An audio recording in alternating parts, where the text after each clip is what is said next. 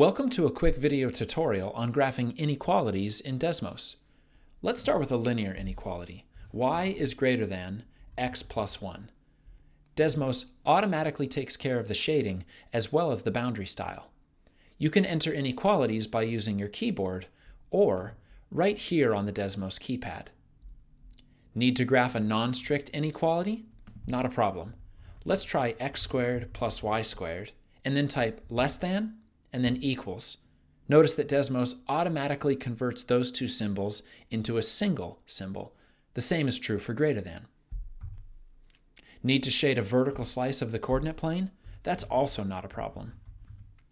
And for one of my personal favorites, let's define a function. F of x is x squared minus 1. And then another one, g of x is equal to x plus 1. And then let's shade all of the y values that are in between f of x and g of x. You can find more how-to videos, as well as our collection of interactive tours at learn.desmos.com.